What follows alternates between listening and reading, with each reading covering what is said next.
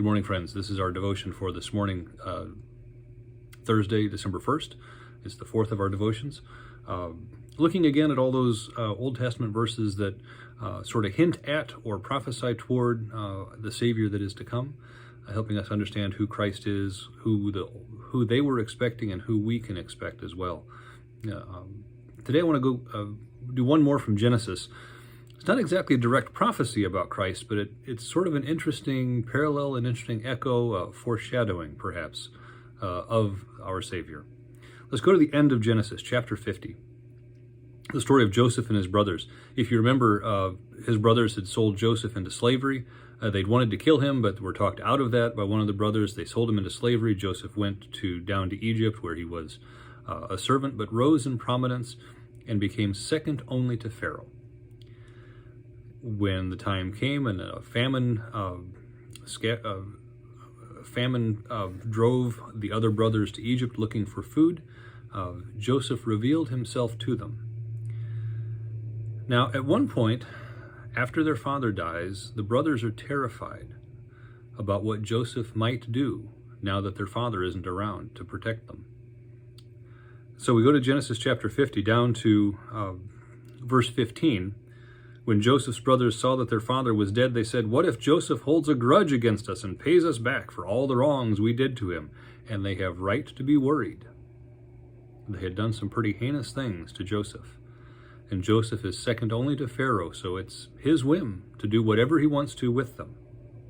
So they're afraid. And so they come up with this little white lie to tell Joseph about how their father told them, has directed Joseph always to take care of them. We don't know that their father actually said that, but they're trying very hard. The verse I want to focus on, though, comes down to verse 19 and 20. But Joseph said to them, "Don't be afraid. Am I in the place of God? You intended to harm me, but God intended it for good, to accomplish what is now being done, the saving of many lives." That's a wonderful word of forgiveness that Joseph speaks to his brothers. He has every right and every reason, perhaps, to take vengeance out, to make their lives miserable for how they made his life difficult. But he doesn't. Instead, he says, "I see a bigger plan at work here. You were intending to harm me, but God has worked out something greater through this. And so I don't hold it against you," he says. This makes me think of Jesus on the cross. You remember what he said there as the soldiers are pounding the nails through his flesh? "Father, forgive them. They don't know what they're doing." They were intending to harm.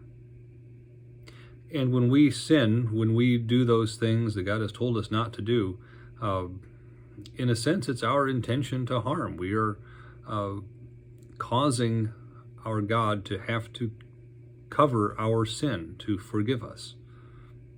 And he does.